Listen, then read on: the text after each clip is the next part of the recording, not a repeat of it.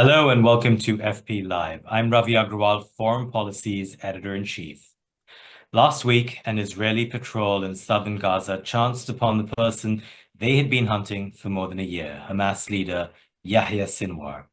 When his death was confirmed, it immediately raised some major questions. How much of a blow would this be for Hamas? What would it mean for Israel's strategy? And if Sinwar was the person Israel was blaming for a lack of progress on a hostage deal, would removing him change that equation? As often happens, sometimes a big moment in a war can feel defining, like it's a turning point. But of course, it might not be, as some writers in this magazine have been arguing. There's a long history of states killing leaders of militant groups, terrorist groups, and another leader steps in. So what changes? We just marked the 100th episode of our podcast, and so we're offering $100 off on a subscription. Just use the code FP100, that's FP100, when you check out. Now, my guest today knows more about the topic of military operations in the Middle East than perhaps anyone else alive. General David Petraeus ran U.S. forces in both Iraq and Afghanistan at the height of counterterrorism efforts there. He later ran the CIA, and he now works at the investment firm KKR. General Petraeus, welcome back to FP Live. Great to be with you. And if this is the 101st such session, this means a great deal as a former commander of the 101st Airborne Division, indeed during the invasion of Iraq. And I should just note for the readers or the watchers as well, I also commanded U.S. Central Command, the overall Greater Middle East theater between Iraq and Afghanistan. Indeed. Well, we planned it all out, so it's a pleasure to have you on. Let's start with the death of Yahya Sinwar. From your experience with counterterrorism in the Middle East, how does this actually impact Hamas's capabilities? Well, it's a huge blow. It's also a very important blow. Symbolically, this is massive. Operationally, it's significant as well. I think, yes, he had to be exercising considerable operational security, given how much the Israelis were pursuing him. But he still, I think, was the individual who was saying yes or no, no, really all the time on ceasefire deals. He was the ultimate authority.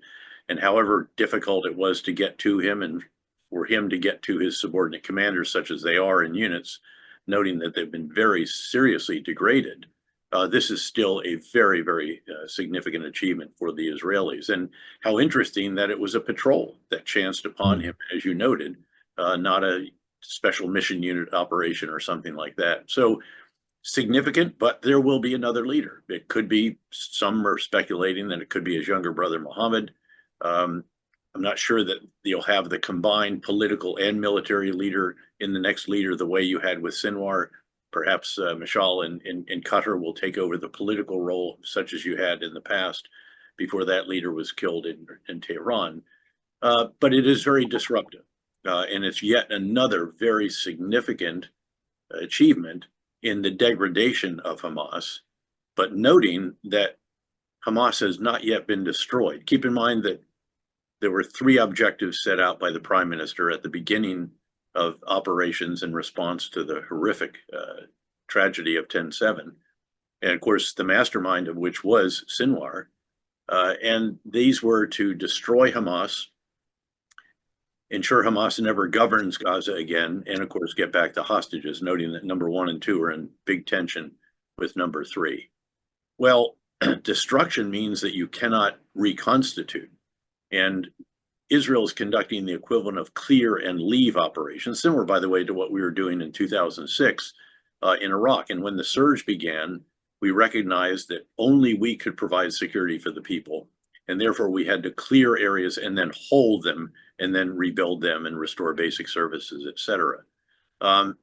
In the absence of those kinds of operations, in essence, reoccupying Gaza by the Israelis, albeit without settlements, certainly, there is neither security, nor does it deny Hamas the ability to reconstitute, nor does it deny Hamas the ability to influence, if not certainly govern, in the way that they used to in the past. And of course, the Palestinian people are in a very, very desperate situation, or really a humanitarian catastrophe in many of those areas where people have been displaced multiple times. Issues like hygiene and food security, water, and all the rest of that really quite desperate. So again, we should recognize where Israel is at this point in the campaign. Very significant degradation of Hamas. Another very significant achievement, which is taking control of the southern border between Gaza and the Sinai, the so-called Philadelphia corridor, which I believe they should retain, and retain control of the Rafah crossing, and again, that corridor under which the tunnels used to run, because it was through that crossing and through the tunnels that so much of the weapon systems, ammunition, and explosives, and then materiel used by Hamas to build this extensive 350-mile underground infrastructure that included not just tunnels that ran the length of the territory, but also huge workshops, factories, if you will, headquarters, other facilities of military infrastructure. And I think they have to hang on to that. That should not be bargained away. And that, of course, General, is an issue of debate right now. I mean, it's a sticking point in the negotiations. But given everything you've said, I think unlikely to see a ceasefire.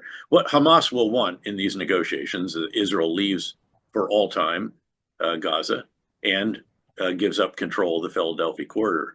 And neither of those, I think, can be acceptable to Israel, recognizing that they have not completed the destruction of Hamas.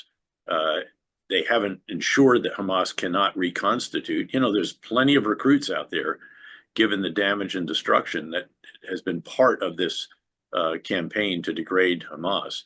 And then, of course, it has no vision for the Palestinian people. And from the beginning, we've discussed this before, I've noted that there really needs to be a vision of the future of Gaza, because that's what would guide the military as they're crafting their campaign.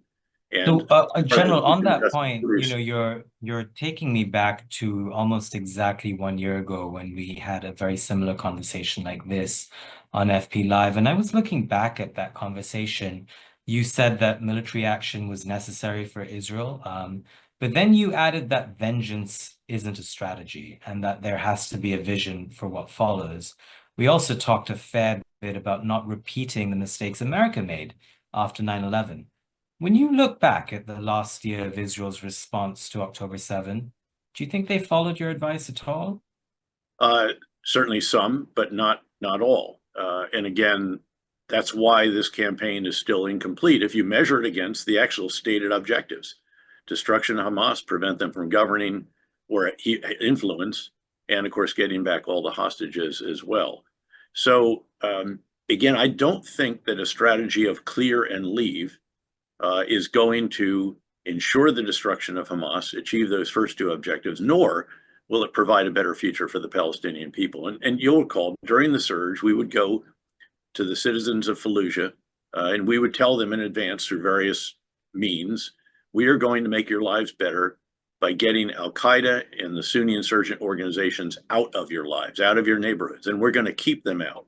And the way we're going to do it is we're going to create, call them gated communities, or basically walled off neighborhoods, in which you painstakingly clear every building, room, cellar, in this case it would be tunnel. You issue biometric ID cards, which allows them to come and go. And the Israelis are phenomenal at biometrics, of course, and they'll identify a lot of the Hamas extremists in the course of doing that.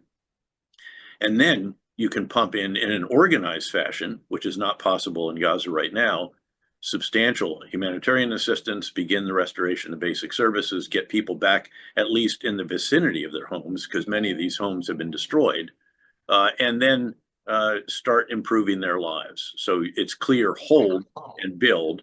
And by the way, if that's done, let's just say if you start at the north, come a mile down, put an east-west wall, put a couple of north-south walls, or you have 3 or 4 gated communities eventually, then you can, from the north, directly in there, begin this process that I've described. And then you'll see Arab forces will be willing to come in. You could bring in Palestinian security forces that are trained and equipped by the US and the Jordanians at the International Police Training Center outside Amman. You'll see NGOs and international organizations in there in an organized fashion, which again is not possible right now. Right now, the World Food Program sends trucks in, and many times they're hijacked. and they're taken by either criminal groups or remnants of Hamas or Palestinian Islamic Jihad to warehouses they control for this sort of wartime economy, such as it is.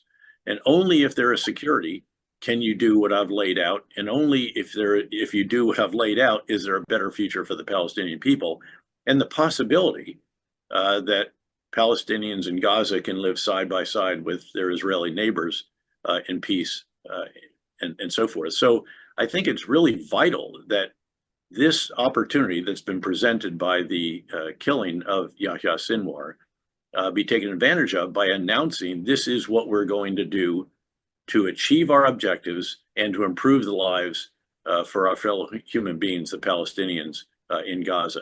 And I do believe that if they are provided a better life in this approach that I have described, and you just keep working from north all the way down to the south, very painstaking, very challenging as further south you get. But if that is done, I think that the Palestinian people, just like the people of Fallujah, Ramadi, Baquba, Mosul, and others, will recognize that we should not jeopardize this by allowing extremists to ever run our communities again. Remains to be seen. There are those that may argue that that is not possible. But if that's the case, then you're in a really difficult situation.